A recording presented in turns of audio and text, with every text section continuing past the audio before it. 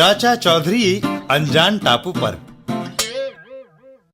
चाचा चौधरी एक हवाई जहाज लेकर आता है। दीपू, अब हम इस हवाई जहाज पर बैठकर सैर करने जाएंगे। अच्छा हो यदि आप मेरे जैसा हेलमेट लगा लें, अगर कोई दुर्घटना हो गई तो। मुझे हेलमेट पहनने की जरूरत नहीं। मेरी यह 50 गज की पगड़ी ही मेरे सर की सुरक्षा करती है। चाचा चौधरी और दीपू हवाई जहाज में सवार हो जाते हैं। लो भाई दीपू, अब हम चले। वाह चाचा जी, आप तो हवाई जहाज भी बड़ी अच्छी तरह चला लेते हैं। क्या आसमान में उलटबाजी भी लगा सकते हैं? और चाचा चौधरी उलटबाजी लगाता है। ओह चाचा जी, मेरा सिर नीचे हो गया है। तभी ओह, क्या हुआ? लगता है हवाई जहाज में कोई गड़बड़ हो गई है दीपू। मुझे जहाज नीचे उतारना पड़ेगा। चाचा चौधरी हवाई जहाज को एक अनजान टापू पर उतारता है। अच्छा हुआ हम सुरक्षित धरती पर उतर आए। मैं मशीनरी देखकर जहाज को अभी ठीक कर देता हूँ। थोड़ी देर बाद, क्या कोई गलती समझ में आई चाचा जी? 2-4 पेज ढीले थे दीपू, कस दिए हैं। जहाज अब उड़ने के काबिल है। दीपू और चाचा चौधरी हवाई जहाज से नीचे उतर आते हैं। ये जगह बड़ी अच्छी लग रही है चाचा जी, जरा सैर कराएं। ठीक है, चलो। दोनों टापू पर घूमने लगते हैं, इस बात से अनजान कि कोई उन्हें देख रहा है। इस टापू पर चारों ओर हरियाली ही हरियाली है। तभी अचानक उन्हें घेर लिया जाता है। ओह ओह, ये क्या? खबरदार, जो भी इस टापू पर आता है यहाँ से जिंदा नहीं लौटता। दोनों को एक नारियल के पेड़ के साथ बांध दिया जाता है। हम तुम्हें भून कर खा जाएंगे। बचने की कोई तरकीब सोचनी चाहिए। अचानक चाचा चौधरी हंसने लगते हैं। तुम हमें नहीं मार सकते। क्यों? क्योंकि आज तक तुमने कोई मच्छर भी नहीं मारा है। तुम हमें क्या मारोगे? ये सुनते ही मुखिया गुस्से से कांप जाता है। उसके हाथ से बंदूक का घोड़ा दब जाता है। खामोश! धमाके से नारियल पेड़ से टूटकर एकदम नीचे गिरते हैं। हाय, बचाओ! ओह, मर गया। हाय! ओह! हाय! दीपू और चाचा चौधरी नारियलों ने सबकी खोपड़ी तोड़ दी। अपना एक हाथ छुड़ाने में मैं कामयाब हो गया हूँ। इस भाले से मैं रस्सी के बंधन काट दूंगा। चाचा चौधरी और दीपू आजाद होकर वहाँ से प्लेन की तरफ दौड़ लगा देते हैं। दीपू, भागो यहाँ से। ठहरो चाचा जी, खाने के लिए 2-4 नारियल इकट्ठे कर लूं।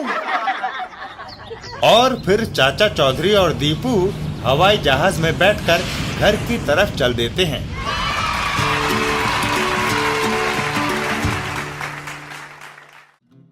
बिल्लू और बजरंगी की मूछें। एक दिन बजरंगी पहलवान और ढक्कन। उस्ताद, तुम्हारी मूछें ऊपर की तरफ क्यों रहती हैं? वे मेरी मूछों की तरह नीचे की ओर क्यों नहीं हैं? ढक्कन, ये इसलिए कि मैंने सारी कुश्तियां जीती है। आज तक किसी ने मुझे हराया नहीं। ये मूछें मेरी आन है, इसलिए ये हमेशा ऊंची रहेंगी। किसी की हिम्मत है जो आगे आए और मेरी मूछें नीची करके दिखाए। देखा, कोई नहीं आया ढक्कन, सब मुझसे डरते हैं। कुछ दूरी पर बाड़ को पानी दिए बहुत दिन हो गए हैं। यह सोच बिल्लू बाड़ में पानी देना शुरू करता है। तभी ऊपर आसमान में गुजरते हवाई जहाज पर उसकी नजर पड़ती है। आहा, हवाई जहाज! और पानी की बौछार बजरंगी के मुंह पर पड़ती है। ओह! बजरंगी उस्ताद, तुम्हारी मूछें तो नीची हो गई। चूहे, तूने मेरी शान में गुस्ताखी की। मैं तुम्हारी हड्डियों का सूरमा बना दूंगा। बजरंगी, अनदेखे में ये हो गया। बजरंगी बिल्लू के पीछे मारने के लिए दौड़ पड़ता है। मैंने दुनिया को बताना है कि जो मेरी मूछें नीचे करता है उसका क्या हाल होता है। हम दोनों में फासला कम होता जा रहा है और आखिर मैंने तुम्हें पकड़ ही लिया। पिटने के लिए तैयार हो जा चूहे। पहलवान, मेरी एक बात तो सुनो। बोलो। कानों सुनी बात झूठी और आंखों देखी सच्ची होती है। तुम पानी में प्रतिबिंब देख लो कि तुम्हारी मूछें नीची हैं या नहीं। तुम ठीक कहते हो। बजरंगी बिल्लू को छोड़कर नदी के पानी में अपना मुंह देखता है और तभी उसका पांव फिसल जाता है। ओह, मेरा पांव फिसला। इधर बिल्लू, भागो। हाँ।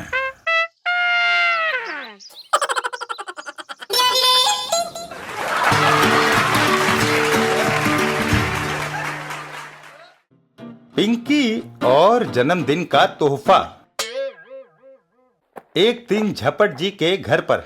झपट जी, जन्मदिन मुबारक हो। ये तोहफा कबूल फरमाइए। ओह, छक्कन बाबू। छक्कन बाबू मुबारकबाद देने आए हैं। उन्हें नाश्ते में क्या देना है? कमबख्त इतना छोटा उपहार लाया है। दे दो ठंडा पानी और मूंगफली।